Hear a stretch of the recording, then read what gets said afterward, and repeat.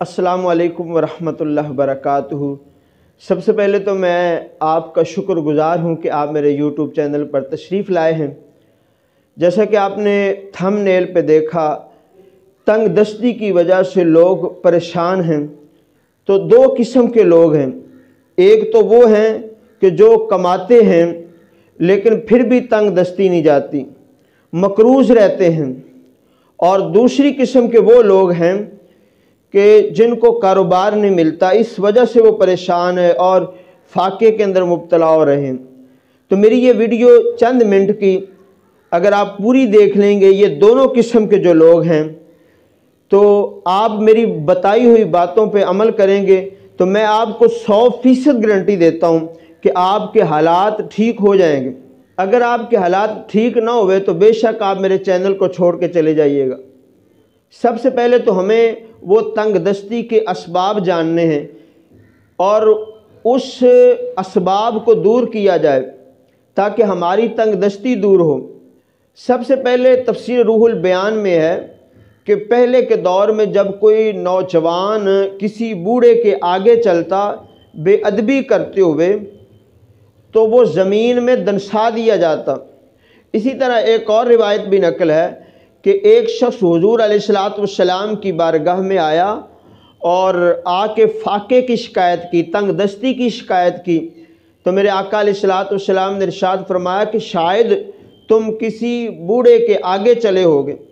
तो पता चला कि अपने जो बुज़ुर्ग हैं उनकी बेअदबी ना की जाए, उनके आगे ना चला जाए, वरना बेअदबी की वजह से शैतान जो था वो 9 लाख साल उसने इबादत की थी और बेअदबी की वजह से वो मरदूद हो गया। इसी तरह दूसरी वजह जो है वो ये आपने गौर करना है कि जो हम कमाते हैं तो हलाल की रोज़ी के अंदर कहीं ना कहीं कोई हराम तो नहीं मिल जाता, तो उस हराम को दूर करें और हलाल रोज़ी कमाने की कोशिश करें। और तीसरी वजह जो होती है ना, तंग दस्ती हमारे घरों में क्यों आती है, उसकी तीसरी वजह ये होती है कि हम रिज़्क को ज़ाया करते हैं, जो बच जाता है उसको ज़ाया कर देते हैं। इसका तजर्बा आपको शादी ब्याह में हो चुका होगा कि लोग बहुत सारा खाना डाल लेते हैं और फिर वो ज़ाया हो जाता है। इसी तरह जो तंग दस्त हैं वो गौर करें कि कहीं हम रिज़्क की बेहुरमती तो नहीं करते। कई हमारी माएँ बहनें बर्तन साफ़ करते हुए जो बच जाता है रिज़्क, उसको नाली में तो नहीं बहा देती, उसको ज़ाया तो नहीं कर देती। तो इससे भी बचें कि जो रिज़्क बच जाए उसको आप परिंदों को डाल दें। सबसे पहले तो अगर इन 3 बातों में से कोई बात पाई जाती है तो हम उसको दूर करें। अब आते हैं कि आपने वो कौन से अमल करने हैं कि जिसकी वजह से अल्लाह पाक आपकी मोहताजगी को दूर करेगा, आपकी रोज़ी में बरकत देगा और आपके हालात ठीक होंगे और आप 1 साल के अंदर अंदर अमीर व कबीर हो जाएंगे। मैं आपको 3 अमल बताता हूँ। सबसे पहले इब्न माजा की हदीस पाक हज़रत अब्दुल्ला बिन अब्बास रज़ी अल्लाह ताला अन्हु से रिवायत है, मेरे करीम आका सल्लल्लाहु ताला अलैहि वसल्लम ने इरशाद फरमाया कि जो शख्स इस्तिग़फ़ार को अपने ऊपर लाजिम कर लेता है, यानी अस्तग़फ़िरुल्लाह पढ़ता रहता है, अल्लाह पाक उसकी हर परेशानी को दूर फरमा देगा और उसे हर तंग दस्ती से राहत अता फरमाएगा और अल्लाह उसको वहाँ से रिज़्क़ अता फरमाएगा जहाँ उसका ख्वाबो ख़याल भी नहीं होगा, जहाँ उसका गुमान भी नहीं होगा। और दूसरा अमल यह है कि आप जब सूरज तुलू हो रहा हो तो उसकी तरफ अपना रुख करके 300 बार बिस्मिल्लाहिर्रहमानिर्रहीम पढ़ें और 300 बार दुरूद पाक पढ़ें, तो इंशाअल्लाह ताला आप 1 साल के अंदर अंदर अमीर व कबीर बन जाएंगे। और तीसरा अमल यह है कि आप इशा की नमाज के बाद बावजू 500 बार या मुसब्बिबल असबाब या मुसब्बिबल असबाब पढ़ें, अव्वल आखिर 3-3 बार दुरूद पाक पढ़ें। ये पढ़ना कैसे है, आप ऐसी जगह पे पढ़ें कि जहाँ पे आपके और आसमान के दरमियान कोई चीज़ हायल ना हो, ना कोई छत हो, बल्कि यहाँ तक भी कि आपके सर पर टोपी भी ना हो। तो फिर देखना आप चंद दिन ये अमल करेंगे तो आपके हालात बेहतर हो जाएंगे, आपका कारोबार फैले फूलेगा।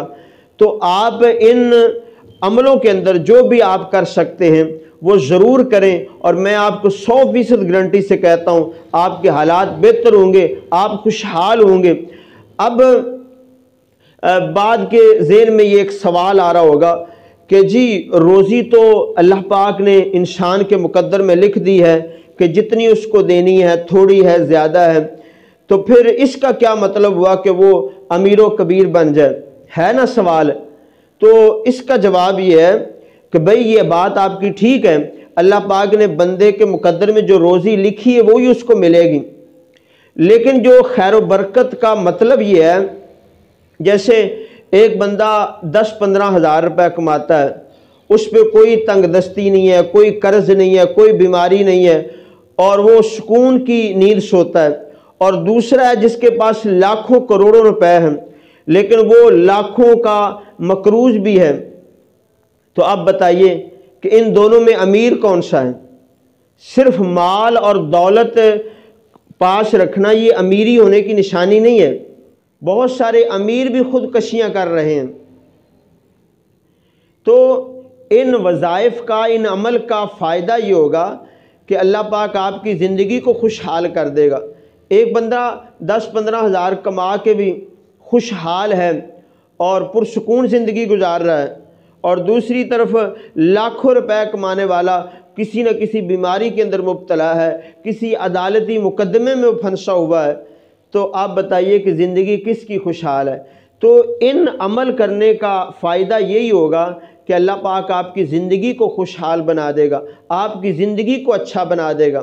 آپ ان باتوں پہ عمل کریں تو انشاءاللہ آپ کی زندگی جو ہے وہ سنور جائے گی۔ اپنا بھی خیال رکھیے گا اور اس چینل کا بھی خیال رکھیے۔ اللہ پاک آپ سب کا حامی و ناصر ہو۔ جزاک اللہ خیرہ۔